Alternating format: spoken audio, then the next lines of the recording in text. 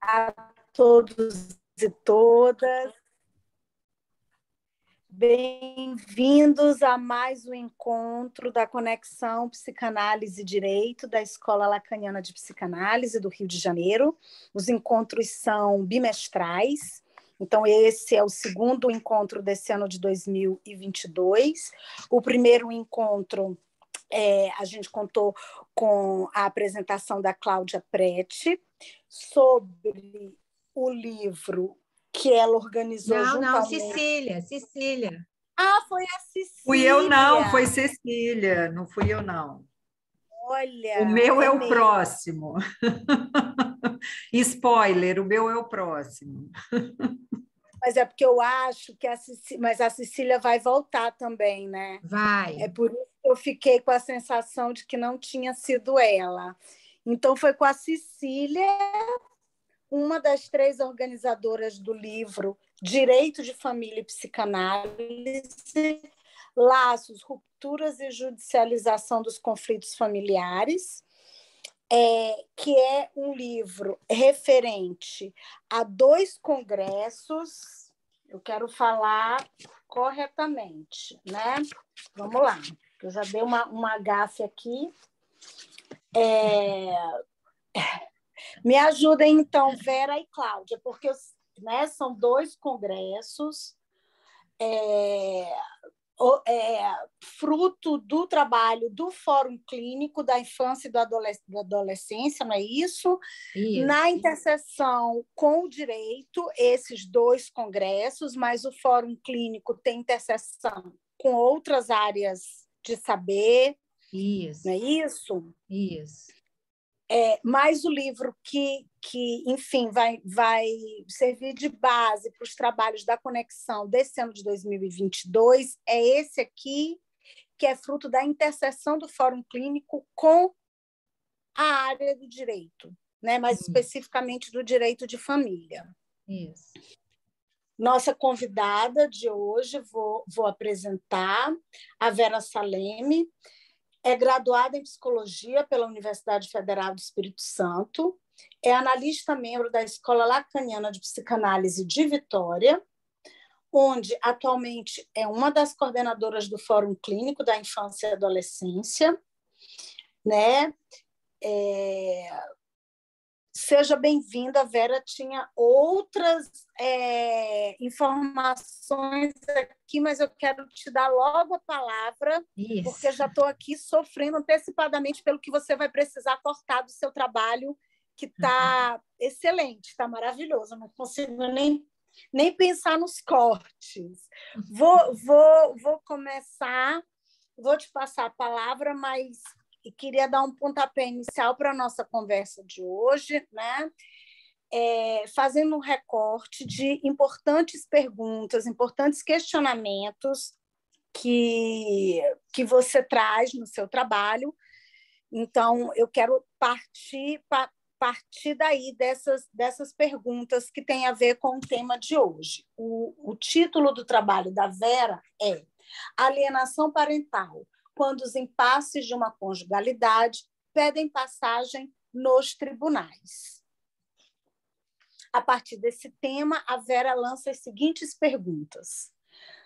Qual é a função do judiciário para um casal que se separou e não conseguiu encontrar uma resolução sobre a guarda de seus filhos? E por que, em muitos desses casos tornados litígios, essa disputa se transforma numa guerra feroz? Podemos dizer que houve um aumento de casos de alienação parental no mundo, ou ela está se explicitando com mais intensidade? A palavra é sua, Vera. A palavra é minha? Sim, a palavra está com você. Então, primeiro, quero agradecer muitíssimo o convite, né, que a Alicia nos fez, né, ao Fórum Clínico, que, na verdade, a coordenação é minha, de Cláudia e de Cecília, e nós fizemos, né, esse trabalho, como ela acabou de situar, né, de articulação com o campo do direito de família, e o resultado foram 2 congressos e esse livro que a Alicia acabou de citar. Eu escrevi, na verdade, 2 textos, mas no primeiro congresso tive um problema familiar de doença que no dia do evento eu não pude participar. Então, eu juntei os 2 textos, né, num único texto, e que está no livro como único, mas eles são 2 textos. Que é alienação parental. Primeiro eu queria agradecer da minha participação de todos, em especial também a minha parceira, Cláudia Prete, que está aqui. A Cecília, infelizmente, não pôde estar hoje, que ela está viajando. E agradecer pela parceria de muitos anos de trabalho, né? E uma parceria que a gente tem aprendido muito, né, a construir, que não é fácil, né, a gente trabalhar em 3, né, coordenando um espaço, mas que é uma experiência riquíssima, né? Está sendo uma experiência riquíssima para a nossa formação.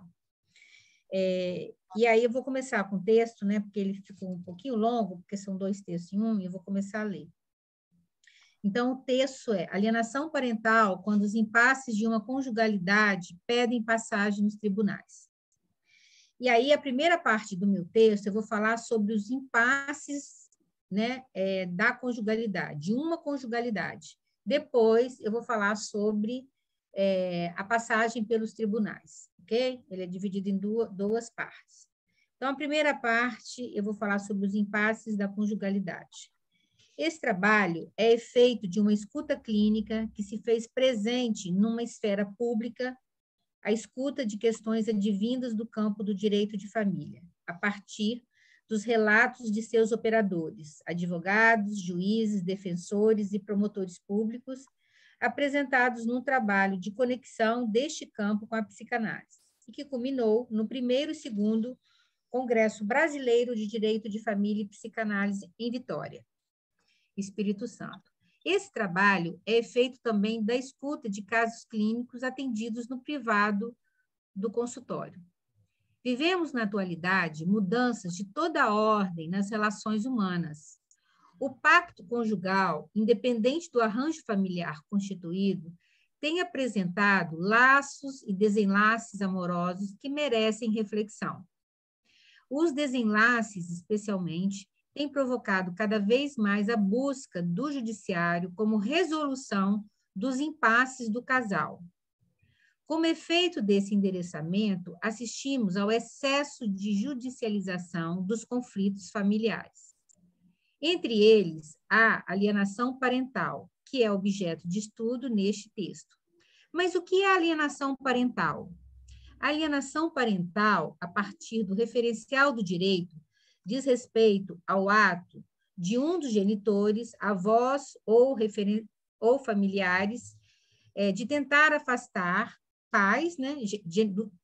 Pulei, gente, desculpe. Alienação parental, a partir do referencial do direito, diz respeito ao ato de um dos genitores, ou avós, ou outros familiares, de tentar afastar a criança ou adolescente do convívio do outro genitor. Ela foi regulamentada no Brasil na forma da Lei 12.318, de 2010, que eu não vou ler aqui também, porque é uma lei que fala da alienação parental. Eu vou pular essa parte, porque senão não vou conseguir ler todo o texto.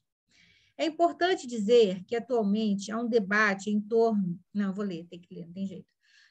O artigo 1, essa lei dispõe sobre alienação parental. Artigo 2, considera-se ato de alienação parental a interferência na formação psicológica da criança ou do adolescente, promovida ou induzida por um dos genitores, pelos avós ou pelos que a tenham criança ou adolescente, né, sobre a sua autoridade, guarda ou vigilância, para que repudie o genitor ou que cause prejuízo ao estabelecimento ou à manutenção de vínculos com este.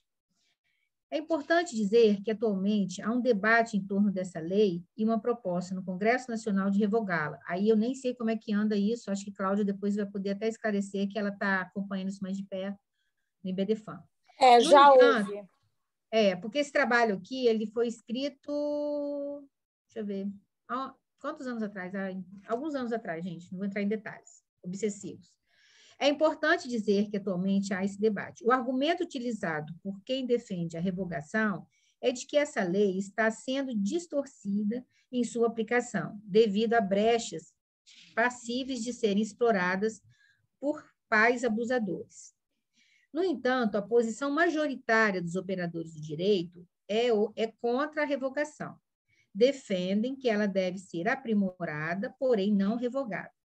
Mas vamos ao que interessa à psicanálise. O que leva um cônjuge ou mesmo um familiar a tentar produzir alienação parental em seu filho ou parente?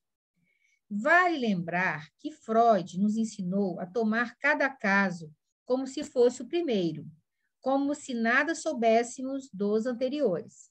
Diante dessa premissa, cabe-nos recortar quais os pontos em comum comparecem nesses casos em que os sujeitos encenam impasses da conjugalidade que pedem passagem em tribunais de justiça. De início, uma interrogação. O que é a conjugalidade? Primeiramente, podemos aferir a conjugalidade ao amor. O amor como efeito do que se recebeu dos pais, do querer-lhe bem ao outro. O amor, partilhamento, atenção constante, esquecimento de si, oblatividade, etc. Freud o define como amor anaclítico. Há aí a inclusão do outro como objeto desse amor. Aí eu trago uma citação do Freud. Mas a conjugalidade não repousa apenas... do Julien. Mas a conjugalidade não repousa apenas no amor. Ela é a experiência do desejo. Se o amor é dom daquilo que somos, o desejo é, ao inverso, o dom daquilo que não temos e daquilo que não somos. É a confissão da falta, do vazio. É o que diz o amor à primeira vista no encontro do puro acaso. Então, o momento do encontro é o encontro da falta, né? É isso que promove a conjugalidade. Tu, assim, tu és o que me falta. Então, esse é o encontro do desejo. E é esse encontro do desejo que nós nomeamos como conjugalidade, quando há esse encontro do desejo, ou seja, o encontro da falta. Será que podemos dizer, lendo Freud, a partir de Lacan e Julien, que uma conjugalidade seria um encontro pontual desse real da diferença que a castração engendra num casal? Encontro do objeto na dimensão da causa de desejo? Será por isso que Lacan diz que desse encontro entre um homem e uma mulher nasce o desejo de ter um filho? Filho do efeito do dom do amor? Amor como dom, né, que é diferente do amor narcísico. Podemos fazer também a distinção entre os filhos desse amor como dom, dos filhos dos impasses da conjugalidade, como os filhos do amor narcísico? Ou podemos ainda distinguir dos filhos objetos fetiches? O fetiche é, de certa maneira, imagem projetada, e que esta imagem não passa do ponto limite entre a história, na medida em que esta continua, e o momento a partir do qual ela se interrompe. Sobre o amor narcísico, Lacan nos aponta de onde partiu. Nós dois somos um só. Esse é o amor narcísico. Todo mundo sabe, com certeza, que jamais aconteceu entre dois que eles sejam um só. Mas, enfim, nós dois somos um só. E daí que parte a ideia do amor narcísico, como sendo nós somos dois que somos um só. Esse é o amor narcísico. O amor dom, que tem a ver com a conjugalidade, é da ordem do desejo, é da ordem da falta, e não da completude. Então, tem uma distinção radical aí, né, na definição do amor narcísico para o amor dom, né? O começo da sabedoria deveria ser, é uma citação, tá? O começo da sabedoria deveria começar a perceber que é nisso que o velho pai Freud rompeu caminhos. Foi daí que parti, pois isso a mim mesmo tocou um pouquinho. Aliás, poderia tocar a qualquer um, não é? Ao perceber que o amor, se é verdade que ele tem relação com um, não faz ninguém sair de si mesmo. Se é isto, só isto, nada mais do que isto, que Freud disse ao introduzir a função do amor narcísico, como o mundo sentiu que o problema é de como é que pode haver um amor por um outro, né? Porque se o amor é narcísico, então não há o amor ao outro, e sim a si mesmo, né? Isso aqui é uma citação do Lacan. Se há conjugalidade, o que advirá é a parentalidade. Então, se há essa conjugalidade, que é o encontro da falta, que diz respeito ao encontro entre um homem e uma mulher, o encontro da diferença, né? O que advirá a partir daí a parentalidade. A parentalidade, a partir dessas referências acima citadas, nasce da conjugalidade, do encontro real, em que o simbólico inscreve a presença do outro verdadeiramente como parceiro e cônjuge da diferença, da falta. A alteridade se instala como terceiro da relação conjugal que se fez laço. Com isso, abre-se a possibilidade do registro das redes significantes do casal e, por conseguinte, a garantia da transmissão geracional das famílias dos cônjuges, assim como do simbolismo da cultura. Então, quando você tem esse encontro conjugal, você advém daí a parentalidade, que implica na transmissão, né, dos significantes familiares desse casal, né, desse homem e dessa mulher. Sabemos com Lacan que esse... Hã? Oi? É muito... Alô? Eu só queria fazer um parêntese para que você possa retomar depois, porque a gente ouve muito no meio jurídico... O contrário. Está me ouvindo? Está ruim o seu Vocês som. estão me ouvindo? Tá ruim. Agora... Não se ouve. Tá, né? A gente ouve muito o contrário. Eu né? sei. Uhum. Eu sei. Vamos lá. Então, olha só. Alteridade agora? Eu entendi. Depois a gente volta a esse ponto na hora do debate. Isso. Beleza. Isso. Com isso, abre-se a possibilidade das redes significantes do casal e, por conseguinte, a garantia da transmissão geracional das famílias, dos cônjuges, assim como do simbolismo da cultura, que se transmitem através dessa parentalidade. Então, quem funda a parentalidade é a conjugalidade, né? Sabemos com Lacan que esse encontro conjugal é contingencial e, por isso, assistimos a todos os embaraços e impasses nos enlaces advindos do se separar com o impossível. Né? Como que você vai se separar, né, do impossível? Quais os elementos podem ser recolhidos da clínica a respeito desses impasses da conjugalidade? Os casais sempre apresentam dificuldades de assumir a posição de homem e mulher que o encontro convoca.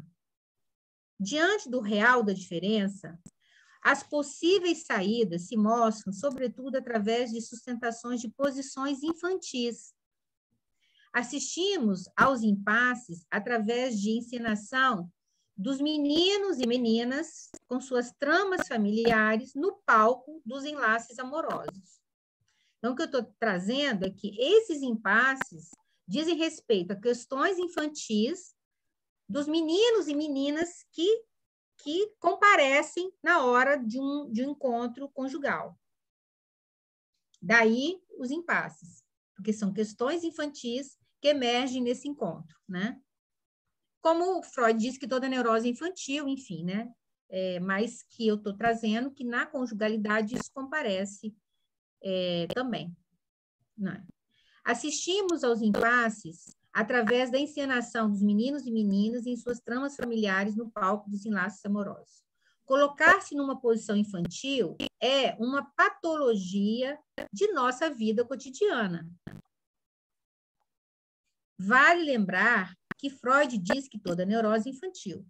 Os sintomas que os adultos trazem na bagagem são questões da infância que sempre restam por serem elaboradas. Em outras palavras, todos permanecem parcialmente como Peter Pan de J.M. Barrie. Afinal, sempre há dificuldade de perder ou renunciar o lugar de filho. Trago um fragmento clínico. Vejo que a minha dificuldade de deixar o pai e a família dele se relacionarem com meu filho e estarem a achar que José, o nome fictício, sou eu. E assim eles tirariam um pedaço de mim. É uma perda. Sei racionalmente que é importante ele ter a convivência com eles, mas eu não consigo. É mais forte que minha razão. Posso deixá-lo com a minha família. Tudo bem. Por quê? É como se fosse a extensão de mim. Já a família dele é como se fosse o outro que não eu. Assim como o pai, entende? Isso é um relato de uma analisante numa sessão de consultório onde ela foi pedir ajuda justamente porque ela sabia que ela estava iniciando um processo de alienação parental. Podemos pensar que os impasses da conjugalidade são sintomas do casal que apontam para pontos de fixação que não puderam ser ultrapassados, que restam ainda por dizer, elaborar? São pedaços de si, das crianças que outrora foram e que, sem conseguirem fazer o luto das perdas, são transferidas aos filhos de forma projetiva. Pais que mostram sua precária posição simbólica e que, por isso, permanecem alienados como objetos, ao tomar seus filhos também como objetos nas disputas judiciais. O que eu estou dizendo é que esse processo de alienação que os pais tentam fazer com o filho em relação ao outro cônjuge ou que a família tenta fazer, ela advém também de pais que estão na posição de alienados. São pais alienados que tentam alienar, né, o seu filho nessa relação com o outro cônjuge, né? É como se eles quisessem continuar ligados ao ex-cônjuge através dos processos judiciais. Essa fala aqui é de uma advogada que está até aqui, Solange Rosário, que é da Vara de Família e que trouxe alguns elementos dessa clínica, né, também para subsidiar o meu texto. Obrigada. E, na verdade, ficam, né? Ficam ligados, né? Eu costumo dizer que o ódio dá uma liga muito mais potente do que o amor, potente no sentido de indissolúvel, porque o amor ele fraqueja às vezes, ele claudica, ele duvida, né? E o ódio não duvida, né? Então é uma liga poderosa. Né? Isso. Quando ocorre uma separação, e sobretudo quando o ex-cônjuge encontra outro parceiro ou parceira, a dimensão da perda se anuncia como trauma. Uma verdadeira devastação na vida do cônjuge, uma vez que se confirma pela segunda vez a presença do real da diferença, que primeiro se apresenta na infância, né? Na relação com os pais, assim, na castração, que se opera, né, na infância, e nessa segunda, na separação de um casal, o que retorna é justamente esse trauma que é reeditado nessa separação, né? Uma devastação, uma vez se confirma pela segunda vez a presença do real da diferença, da falta, né? Diante disso, os sujeitos apelam aos seus recursos simbólicos para elaborar a sua perda. Alguns deles, que por razões de sua historicidade, não encontram esses recursos ou são muito esparsos. Muitas vezes recorrem à justiça através dos litígios judiciais. movidos por razões enunciadas nos tribunais, buscam a justiça para resolver seus impasses de casal pós-separação, entre elas a disputa da guarda do filho.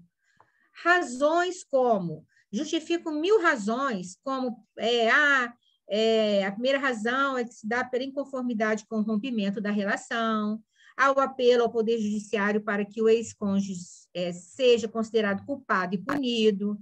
Normalmente, os processos de alienação ocorrem depois de concretizado o divórcio e a partilha de bens.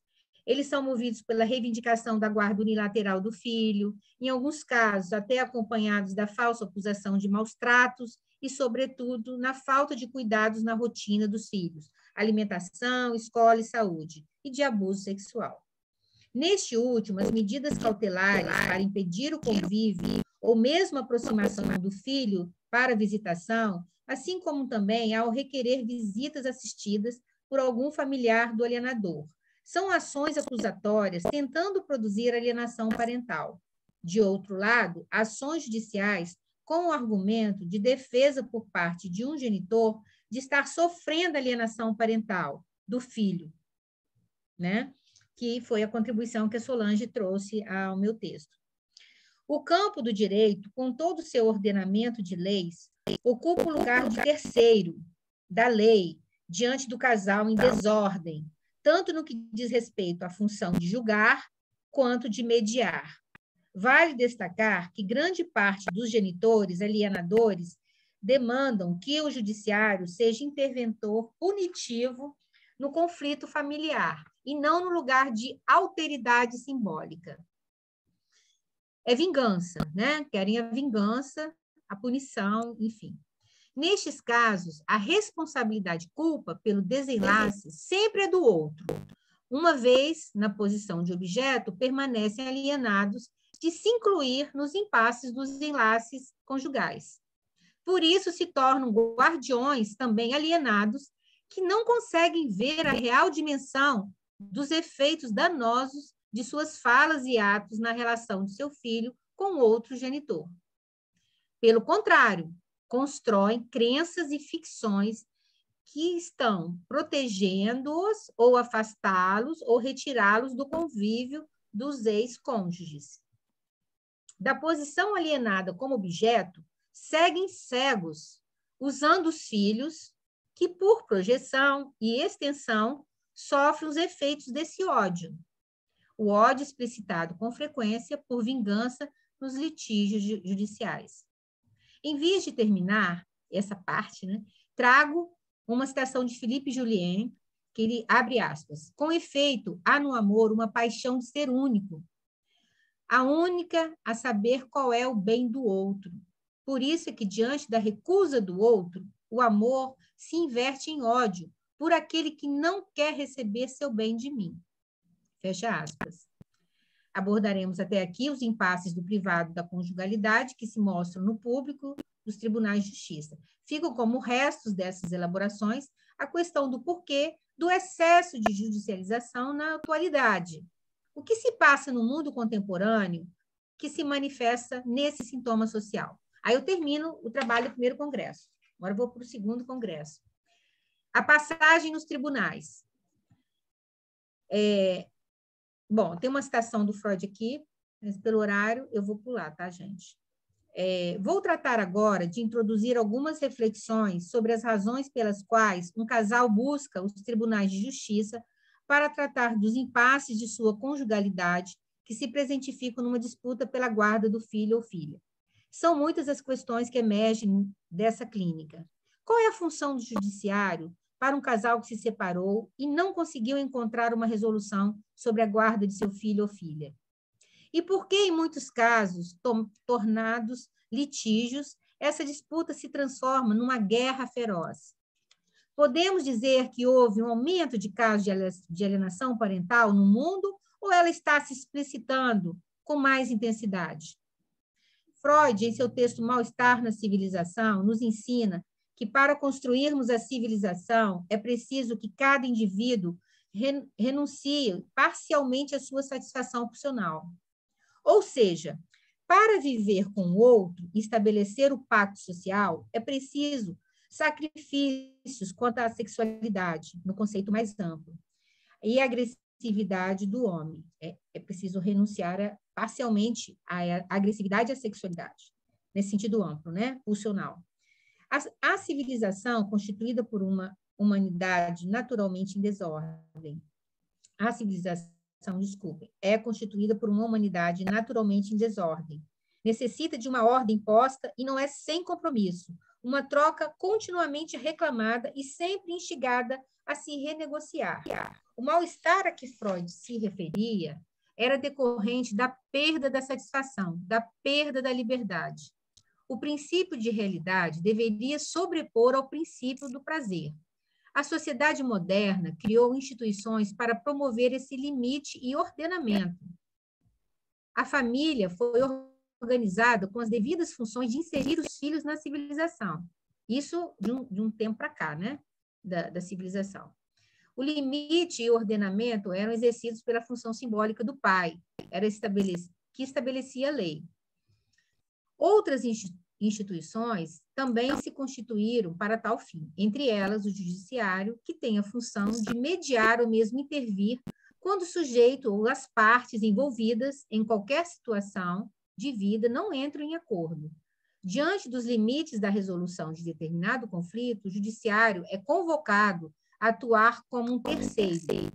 Vale ressaltar que o terceiro, a partir da psicanálise, diz respeito a uma função simbólica, muito além de um ordenamento de leis que visa organizar uma sociedade, eu estou falando leizinhas, né? Em seus mais diversos segmentos, há a função subjacente a toda e qualquer instituição, que é a lei simbólica. A lei simbólica estabelece os limites, o interdito, num gozo sem limites. Aprendemos com Freud que o humano é desde sempre dependente do outro, grande outro, pequeno outro. Vale ressaltar que, num tempo originário, esse outro, esse grande outro, esse pequeno outro, é a mãe. O bebê precisa ser cuidado em suas necessidades básicas, além de ser investido pelo olhar e pela voz de pais desejantes, para aceder ao campo da linguagem por intermédio do discurso. O dom do amor dos pais banha um bebê com água e palavras. Palavras que constituem um corpo psíquico para o pequeno ser. Mas para que ele estabeleça sua inserção na civilização, construindo relações sociais onde vigore o respeito ao outro, é necessário que haja função simbólica da lei do pai. Em outras palavras, o engendramento da lei simbólica é determinante no modo como a criança vai se estruturar como sujeito e que comparece na sua relação com os outros, ou seja, a civilização. A inscrição psíquica dessa lei simbólica é complexa e determinada por questões inconscientes. Ela carrega dados de estrutura psíquica na forma como os genitores estabeleceram sua conjugalidade e que são advindas das marcas herdadas das gerações que os antecederam, transmitidas através de uma trama familiar inconsciente. Além dessa transmissão geracional, há de se considerar também os efeitos das questões que se passam no mundo, ou seja, as determinações psíquicas que produzem um sujeito também são atravessadas pelos efeitos dos referentes e valores do campo simbólico da civilização no tempo vivido. Então, você tem a conjunção das questões da trama familiar, que não é sem os efeitos do que se passa no mundo no campo da alteridade, no campo das referências simbólicas que estão estabelecidas em determinado tempo histórico, né? Reencontramos, pois, as fórmulas límpidas que a morte de Maus traz, isso aqui é Lacan, tá? De novo à luz de nossa atenção. As estruturas da sociedade são simbólicas, o indivíduo, na medida em que é normal, serve-se delas em condutas reais, na medida em que é psicopata, exprime-as por condutas simbólicas. Mas é evidente que o simbolismo, assim como expressos, só pode ser parcelar ou, quando muito, pode afirmar que ele marca o ponto de ruptura ocupado pelo indivíduo na rede das agregações sociais. A manifestação psicopática deve revelar a estrutura da falha, mas essa estrutura só pode ser tomada por um elemento na exploração do conjunto, ou seja, dentro de um contexto. Vera, eu estou terminando. Que faltam 20 minutos. Deixa só então, eu vou terminar. Não vou ler citações mais não, tá bom? Então, não, aí tá bom, deixa só, tá bom, entendi. Item do eu vou pegar só, eu entendi, Lícia, eu só vou pegar agora, pular e não vou ler as citações.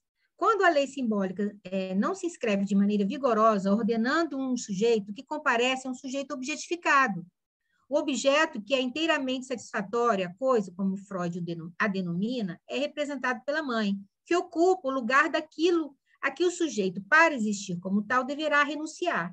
Ficamos determinados por aquilo que foi preciso renunciar, e é apenas a partir daí que podemos sustentar o que se chama desejo.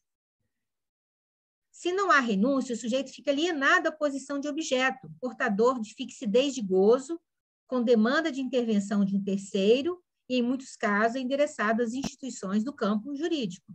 Vale ressaltar que os processos de constituição psíquica são singulares e devem ser analisados no caso a caso. Alguns mais flexíveis encontram na mediação a resolução de seus conflitos. Outros demandam a judicialização em forma de processo, muitas vezes chegando ao litígio. Muitos processos de alienação são exemplos do que se instala na disputa sem fim pela guarda dos filhos, junto a atrocidades desmedidas em relação ao ex-cônjuge. Outras questões que merecem reflexão. Por que alguns casos de processo de alienação parental se alongam por tantos meses ou mesmo anos nos tribunais? O que esses casos cortam, que impedem uma intervenção mais rápida por parte dos operadores do direito? Que efeitos esses casos produzem nos juízes, promotores, advogados e defensores que provocam sua lentidão processual? Será que eles encenam manifestações de elementos estruturais do humano? Quais seriam esses elementos? Estou terminando. Eu acho... Deixa, mas eu preciso terminar, senão não faz sentido. Olha aqui, está acabando. Espera.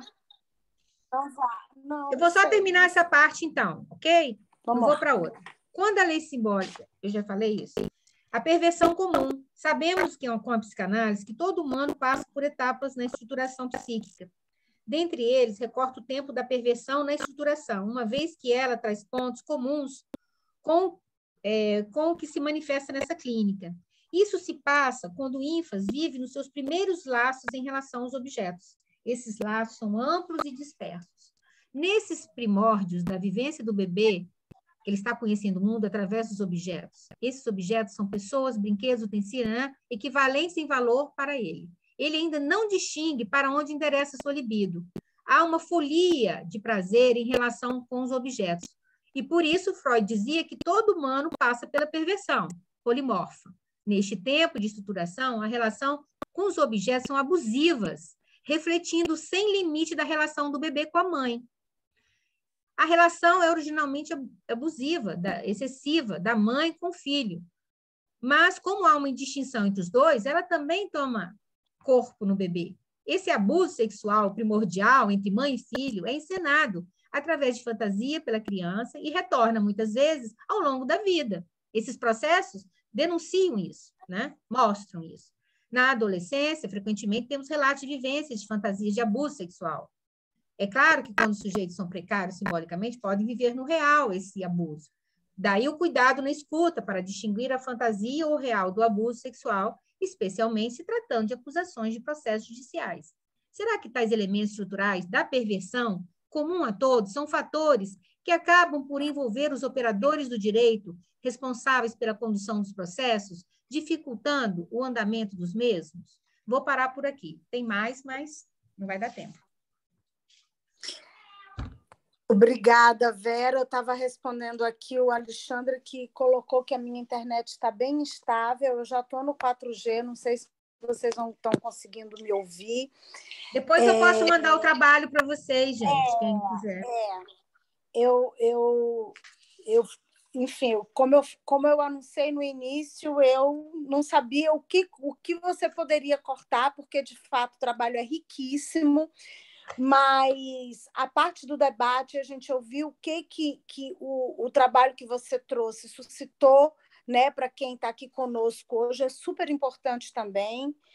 E você fez perguntas, trouxe questões muito, muito interessantes. Essa dessa parte final, por exemplo, né, relativa ao tempo que alguns desses processos levam em vara de família, é uma pergunta muito interessante, né? Será que eles produzem alguma coisa, algum efeito nos operadores do direito, juízes e promotores, né? Que enfim, acaba impactando esse, que a gente vê que, às vezes, a gente lê um processo e a gente se pergunta o que está faltando para um corte, né? Para que um corte, de fato, se dê. Né? E essa demora, será que ela ensina manifestações de elementos estruturais no humano?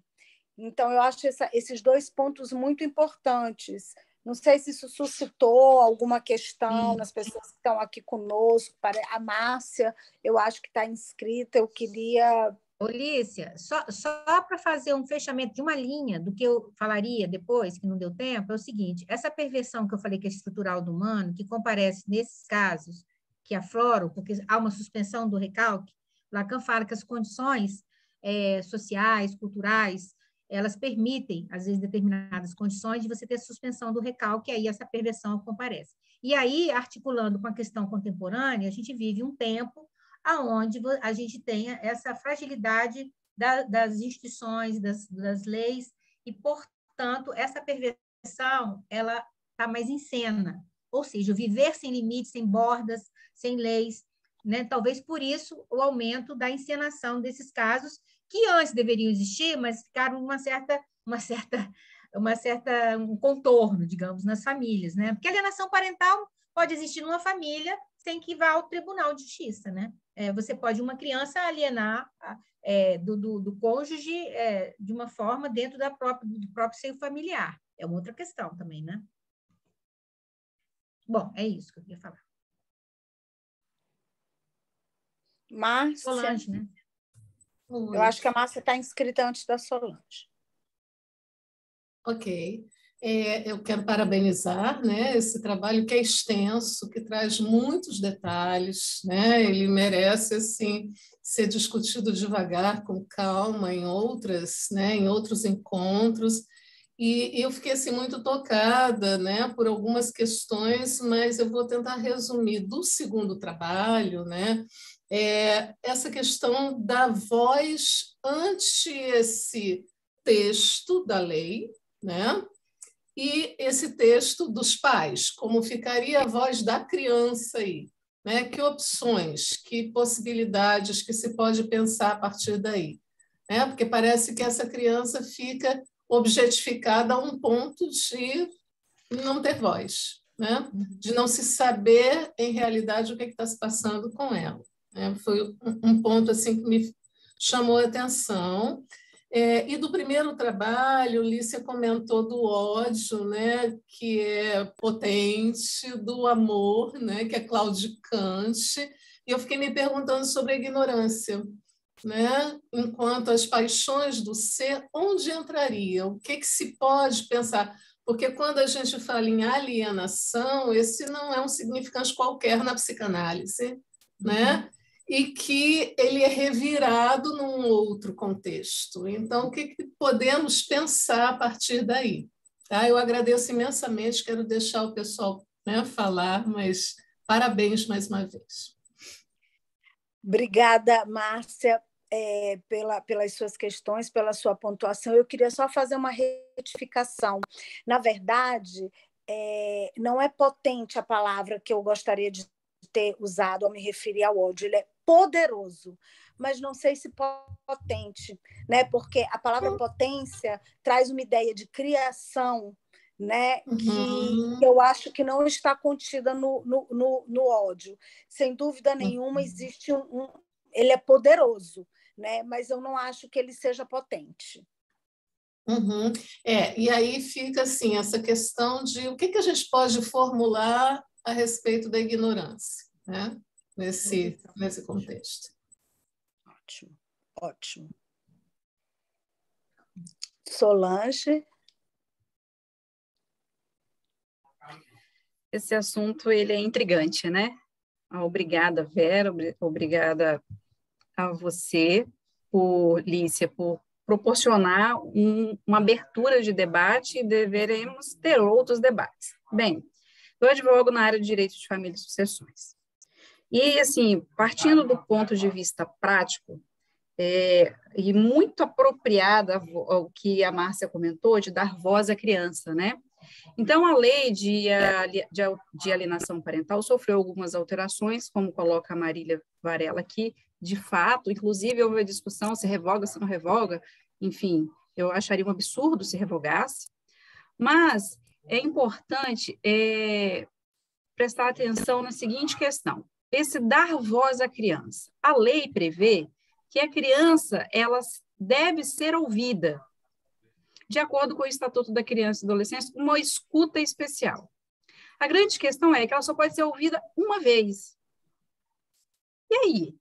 Me digam aí, profissionais, se é possível, com uma vez, tirar a conclusão, partindo do pressuposto do que a Vera acabou de falar, que existe essa falsa alienação, falsos abusos, numa única vez. É uma tarde, não interessa, eu sou analisante, né? Então eu sei como isso funciona e tenho outros clientes também.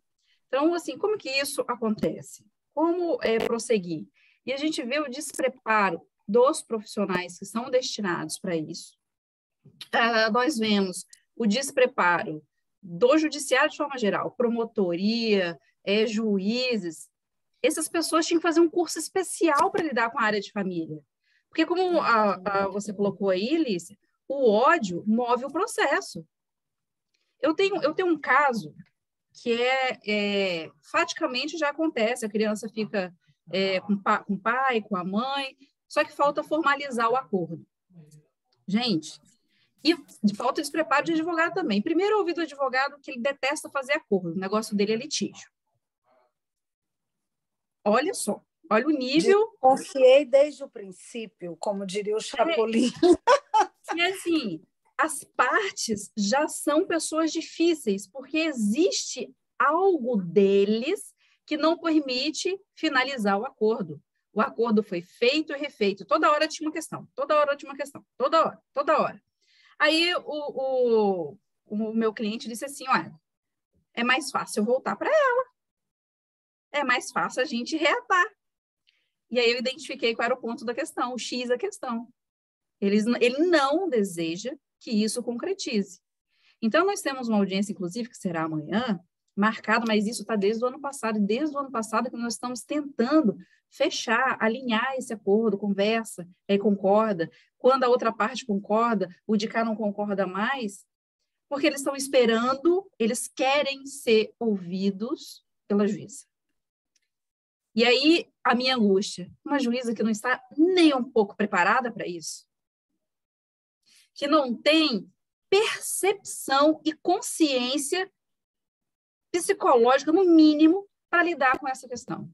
E sim, são vários. Infelizmente, isso acontece e é muito triste. Se não colocar profissionais preparados, se nós advogados que atuamos na área não nos prepararmos fora do direito, que é a busca da assistência social, da psicologia, da psicanálise, não vai fluir, porque a gente tem que trabalhar com a educação do povo. E aí, se você parte para o judiciário, como é que você vai fazer? A Márcia colocou um outro ponto interessante, a ignorância das pessoas, que acha que basta chegar lá e falar, não tem acordo, não tem acordo. Por quê? Nós acabamos de sair, né, Cláudia, de uma palestra aqui do professor Cristiano Chaves de Farias, que ele falava justamente isso. Qual é o melhor interesse da criança? O argumento do pai tem o melhor interesse, o argumento da mãe tem o melhor interesse, qual efetivamente o melhor interesse da criança? E aí você chega para a criança e não simples pergunta e fala assim, você quer ficar com o papai ou com a mamãe? A criança diz, eu quero os dois. É porque existe uma diferença, né, entre dar voz à criança, entre ouvir a criança, né, e delegar à criança o poder de decisão, né? Que é muito São duas complicado também. coisas. Não, são duas coisas muito distintas. E é muito Difícil, né? importante que a gente não perca essa distinção de vista, né? Porque muitas vezes os pais já estão com dificuldades severas, né, em tratar a criança da sua condição de criança. Então, não Sim. pode o judiciário também ter esta dificuldade e confundir, né, ouvir com passar o bastão acerca da decisão. Mas, assim, Solange, muito obrigada pelas suas questões. Eu vou passar agora rapidamente a palavra para a Tereza, que a gente já está chegando no final, e a Cláudia também está inscrita. Muito obrigada. Boa noite a Oi, todos. Tereza. Bem-vinda. Obrigada, Alicia. Boa noite a todos. Sobre essa questão do ódio, é bom a gente lembrar que, em Pulsão e Seus Destinos, Freud termina o artigo dizendo que o ódio antecede o amor, né? A gente tem uma ideia romantizada da vida, né? Que antes de mais nada está o amor. A gente ama. Porque eu amo, né? Porque eu sou uma pessoa muito amorosa e muito cheia de amor para dar, né? E o que Freud coloca naquele artigo é o ódio antecede logicamente o amor. E é preciso que seja assim para que haja singularização, né? O ódio é justamente aquele afeto, aquela paixão que permite que cada um de nós nos constituamos sujeitos singulares, né? Acontece que, para alguns sujeitos, essa operação é muito complicada, né? Fica-se preso na alienação, a alienação num sentido psicanalítico, sem que a operação de separação possa proceder. Né? Então, acho bom a gente pensar nessa observação de Freud e de que maneira isso aparece nos casos que atendemos. Esse é um ponto super interessante, super importante. A Vera traz essa ideologia do amor, né, que agrega, até que o amor agregue, para que o amor agregue, eu preciso me separar do outro para amá-lo. E isso passa pelo ódio. Esse que é o ponto, Tereza, e a Vera toca nesse ponto no trabalho dela, né? Alguma coisa ficou precária nesse processo estruturante de separação, e o que ficou precário retorna. Isso. Né? Quando de fato o amor, os laços amorosos ficam esgarçados. E isso retorna de maneira odiosa, né? De maneira odienta.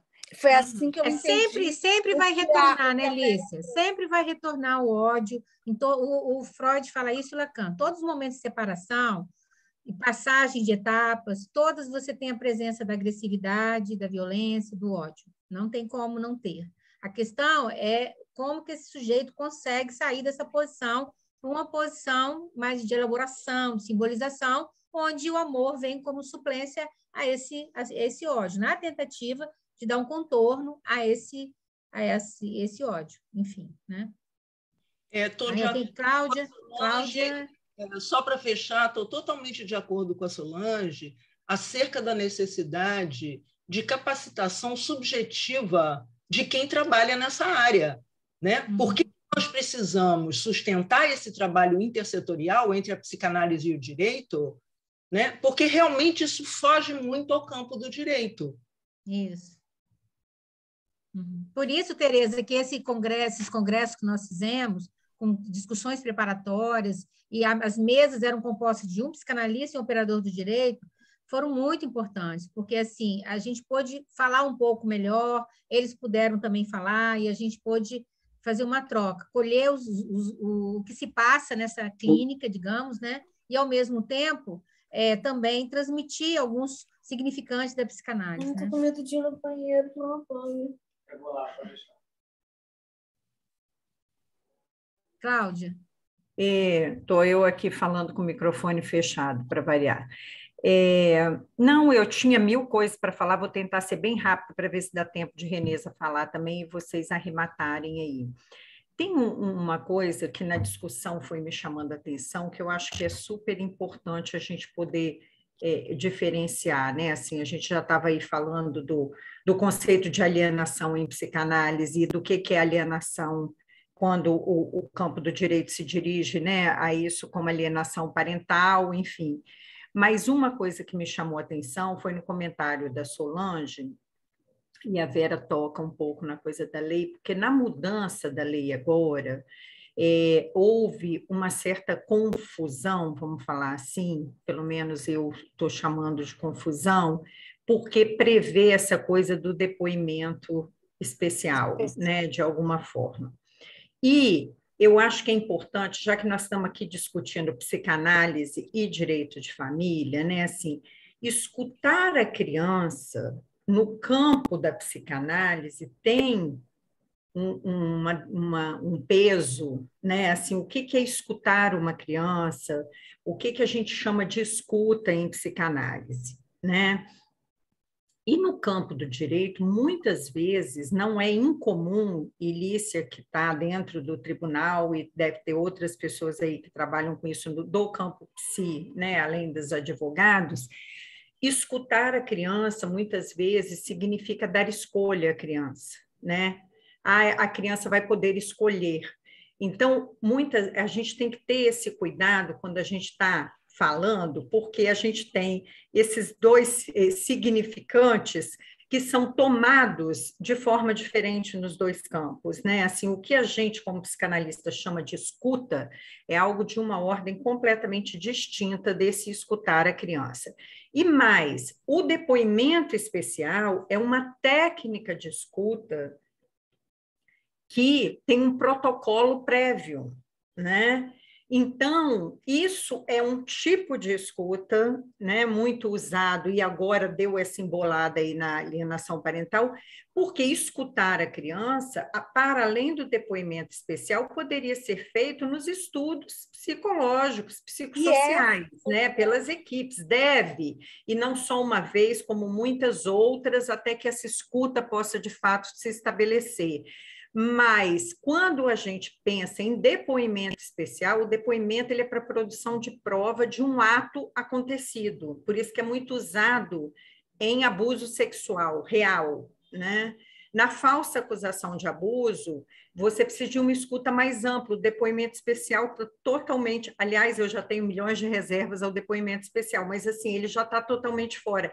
Então, esse uso da mesma palavra com um entendimento diferente, às vezes embola um pouco as nossas discussões, né? Assim, a gente não pode tomar a escuta da criança como escutar o que a criança quer, né? E a gente escuta isso, inclusive, de operadores do direito, né? Não, a criança vai ser escutada e aí vai ser decidido. Não, se ela for de fato escutada, aí é outra história, né? Enfim, aliás, era mais uma observação. Escutada, quem decide é o juiz. Não é só isso, gente. Eu acho que essa questão que você trouxe é importante, Cláudia, porque fala da questão contemporânea, que hoje os pais, eles consultam as crianças o que elas querem, né? Tanto na alimentação como em tudo. Então, aí assim, você tem ideia da encrenca quando esse equívoco é reproduzido em níveis institucionais por uma figura com o valor simbólico de um juiz. E a Marília lembrou, o depoimento especial, inclusive, não é necessariamente feito por psicólogo ou psicanalista, né? Ele pode ser feito por facilitadores, sei lá o nome que tem, né? Então, ainda tem outra questão aí que eu acho que também merece ser levada em conta, né? Agora é a Reneza, né? Tá sem som, Reneza. Rapidinho, meninas, boa noite. Só para corroborar, porque assim, concordo gênero, número, grau com vocês, né? Assim, como os operadores do direito, e aí pegando um pouco da sua palavra, do significante que você usou, Lísia, que é assim, eu acho que as juízes potencializam os advogados principalmente, né? Então, quando a advogada coloca que um advogado vira, né, sei lá, não gosta de acordo, né? Ele gosta da briga, digamos assim. Como que eu tenho identificado isso, né? Assim, eu não trabalho especificamente com a questão da alienação parental, mas eu circulo de alguma forma nesse campo aí ligado ao direito, né? Então, assim, essa carência que eles têm realmente de uma formação para talvez ter um deslocamento de alguma escuta aí, né? E sair desse enquadre só jurídico. É isso, por causa do tempo aí. Parabéns. Uhum. Eu só queria fazer um comentário, que foi uma questão que eu trouxe como uma interrogação, continuo com essa interrogação, até gostaria de escutar vocês, porque, assim, eu sempre fiquei me perguntando por que que os processos demoram tanto, e assim, processos de guarda, de alienação parental, né? Assim, trazendo um dano enorme às crianças e aos adolescentes, porque ficam naquela briga sem fim. E por que que eles não conseguem botar um ponto, né? Assim, aí me ocorreu pensar, né? Assim, foi uma associação livre mesmo que eu tive, se não seria justamente esses casos, como eles portam a céu aberto, digamos assim, né? Esses pontos de perversão, se não capturam, digamos assim, os operadores do direito, né? Que ficam, digamos assim, capturados, como a perversão faz, né? A perversão ela tem essa capacidade de capturar, de seduzir, né? E digamos assim, de seduzir e agarrar o sujeito, né? No ponto de objeto, né? Então, eu fiquei pensando se esses casos não trazem a céu aberto essa questão e capturam, né, os operadores, porque é impressionante como é que eles... Eu atendi uma criança, ela tinha 4 anos, que o processo estava desde quando ela era bebê, 4 anos, né? Assim, de briga, de guarda, de alienação parental. Então, assim, é um negócio de doido, assim. Então, eu fiquei pensando se não são esses pontos de estrutura que, de certa forma, que jogam para a lógica do abusador e do abusado, né? Do sadismo e do masoquismo, que é de todos nós, que se encenam nesse momento e que envisgam os operadores. Não sei se vocês concordam. Foi uma questão que me ocorreu pensar. Eu acho que é uma boa hipótese, Vera. Eu acho que é uma boa hipótese, porque, de fato, às vezes a gente fica sem entender o que está faltando ali para que um ponto de basta aconteça, porque Sim. você lê o processo e você não tem dúvida de que é necessário uma decisão, né? Qualquer que seja. E assim, só para fechar, eu queria trazer assim, um pequeno recorte. Uma vez eu peguei um processo, a gente lê, né, faz o estudo dos autos, e quando eu fui entrevistar o genitor, o pai, que era o requerente, ele começou a falar dessa mãe de uma maneira completamente diferente da que estava no processo. A inicial, a petição do advogado, era extremamente desrespeitosa com essa mãe, né? Muito acusatória, etc. E tal. Quando aquele homem começou a falar, eu falei assim: você já leu o processo? Falei: essa mãe que você está me falando não é a mãe que está no processo. E as mesmas, ambas, são a mãe do seu filho. Você no processo existe um ódio contra essa mulher que não é seu. 15 dias depois eu recebo um e-mail dizendo que o processo tinha sido encerrado por iniciativa do requerente. Uhum.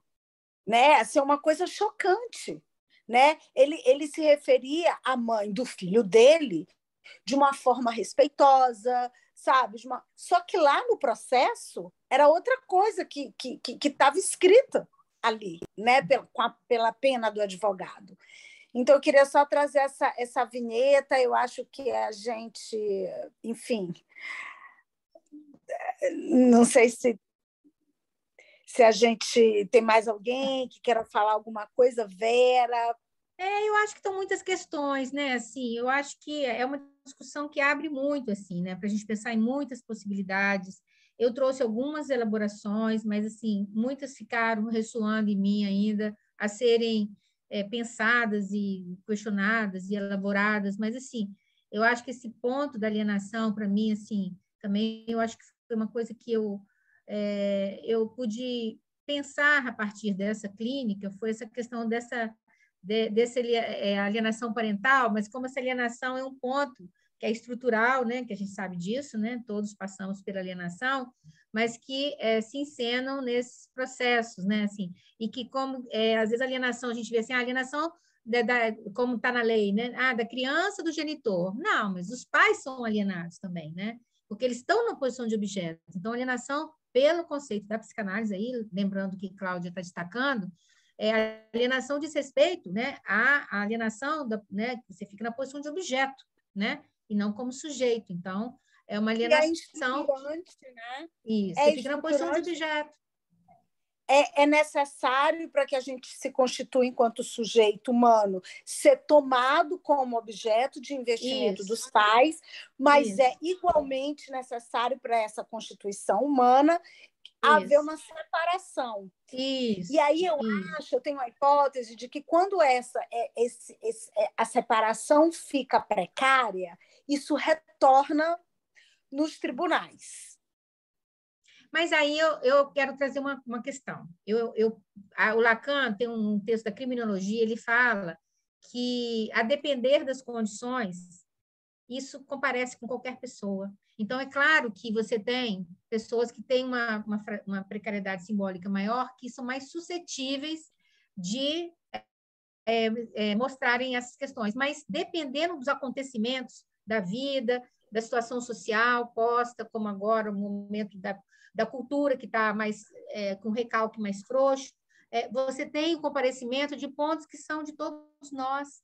Então, assim, eu lembro de um filme até que nós discutimos, né, Cláudia, no Psicanálise de Direito, não Direito de Família, que foi A Morte à Donzela, que numa situação do Chile, é um filme do Polanski, A Morte à Donzela, que um cara que era um médico, aparentemente um cara bem estruturado, enfim, né, mas que diante da situação da época da tortura, né, da violência na ditadura do Chile, ele violentou, estuprou uma moça. Então, o Lacan fala que em tempos de guerra isso acontece muito também, né? Assim, onde você tem uma liberação de que você pode tudo, então você, além de ter que se defender e ter que matar outro, você violenta, você estupra. Por quê? Porque há uma suspensão do recalque. Então, assim, eu não sei se a gente...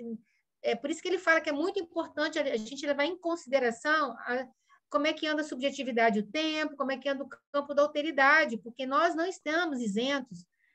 Mesmo que você tenha a suposição de que você tenha uma lei simbólica, que você tenha toda a organização, não, né? Isso não de certa forma, uma amarração de que em determinado momento contingencial da sua vida, você possa fazer a loucura, né? Você possa... A Teresa Meloni falou, né? Essa lei paterna ela é precária por definição, né? É isso aí. Sempre é uma precariedade e a gente nunca tem garantias do que pode acontecer, né, com a gente. Mesmo que a gente tenha a suposição de que a gente está bem, a gente está, né, com internalizada a lei, que tem uma organização, uma articulação do S1, amarração, blá, blá, blá, dependendo das contingências da vida de um sujeito, das contingências também do entorno, você pode ter pessoas cometendo atos, enfim, de violência, de ódio, de alienação, e você cai para a posição de objeto, enfim, né? Por aí vai. Posso fazer uma observação rapidinho? Pode, Tá, é rápido. É só fazer a observação seguinte questão, que às vezes a alienação parental ela não vem só de denegrir ou falar mal da imagem do pai ou da mãe. Ela pode vir de uma forma manipuladora. Como que... E ocorre a omissão do pai ou da mãe. Eu vou falar assim em relação à mãe, porque é o que normalmente ocorre. Os pais separados. Aí é o dia do pai sair com a criança, pegar a criança, aí a mãe fala assim, olha, se você ficar com a mamãe, nós vamos para o parque, nós vamos comprar isso, vamos comprar aquilo, e aí entra no que você, Alice, você, Cláudia, mencionaram. Aí o pai chega e fala assim, você quer vir com o papai? Criança de 8 anos. Você quer vir com o papai? Ela fala, não, porque eu vou fazer isso e isso com a mamãe. Aí, na outra vez, vai a mesma coisa, só que esse pai, ele fica inerte. Ela não quis vir comigo. Ela não quis, mas também não insistiu. Né? Então, assim, e isso encaixa aqui também na fala da Vera, dessa precariedade do humano. Não adianta ele só reclamar porque a mãe faz isso, a mãe faz aquilo. E cadê a presença dele? Cadê o exercício? Porque não é só de uma forma explícita. Não, mas aí entra uma outra questão, hein, Solange? Aí eu acho que entra nisso. É uma outra questão que é contemporânea, que é essa inversão onde as crianças... eu não acho que tem a ver com voz, não. Eu acho que tem a ver com vontade de gozo, né? Assim, elas sustentam, eu quero isso, eu quero aquilo, e os pais, né, manipulam com isso e são manipulados e não conseguem. Hoje, né, assim, eles não conseguem se colocar de uma forma, né, que introduz um interdito a isso, né? Assim, uma lei, um não. Então, as crianças manipulam, os pais manipulam. Principalmente adolescentes. Ou seja, é um mundo sem limites, como o Jean-Pierre Lebrun trouxe muito bem, é o gozar sem limites, que o meu manto traz, que eu acho que está vigorando na atualidade. Isso comparece, né, nessas cenas do judiciário, mas que comparece dentro das famílias. Eu fiquei até com a pergunta agora, para trazer para vocês. Aí eu fico assim, a alienação parental não ocorre só nos processos judiciais. Elas ocorrem dentro das famílias, dentro de casa. E aí, eu fico até pensando, assim, o que assim, se não é até interessante, estou provocando, tá? Assim, que isso compareça no judiciário, porque esses que ficam em casa, então, e que, na verdade, fica naquele silêncio, né? Naquilo que não é simbolizado, a gente sabe que comparece no real, né? Esses casos vão para os tribunais de forma explícita, também sem simbolização, mas pelo menos se dão amostra para que alguma possibilidade de intervenção possa ocorrer. Né? Por isso que não se trata de revogar a lei, né? Eles estão pedindo uma intervenção. Sim. Eles estão pedindo uma intervenção. Isso é super importante, né? Porque tem alienação. A gente tem uma tendência de pensar na alienação parental a partir do rompimento da separação, do divórcio, né? A partir do divórcio. Mas existe muita alienação parental durante o casamento, né? Ali, Isso. Uhum. Bom, gente, a gente já extrapolou aqui o nosso tempo. Eu queria agradecer muitíssimo a presença de cada um de vocês. Queria agradecer muitíssimo a Vera, que veio, sustentou aqui, apesar de não estar se sentindo bem já há alguns dias. Muito obrigada, Vera. Muito obrigada mesmo. Cláudia, a gente vai seguir esse ano trazendo as autoras e organizadoras do livro. No segundo semestre, os 2 encontros serão também a partir dos artigos desse livro, tá bom? E é isso. Muito obrigada. Esperamos vocês. Isso aí. Obrigada a todos, né? E espero ter contribuído, né? Trazido algumas questões e reflexões sobre esse tema tão importante, né? Obrigada, Alice, pelo convite. A Escola Lacaniana do Rio, né? Muito obrigada. Foi ótimo. Obrigada. Foi ótimo. Um beijo, gente. Tchau. Beijo. Tchau. Um abraço a cada uma. Parabéns, Liz. Tchau. Ei, Geisa, tá aí. Geisa estava aí, né, Geisa? Cadê você? Foi embora. Tchau. Na hora que eu vi a Geisa. É uma pediatra. Ela estava aqui o tempo todo. Pois é.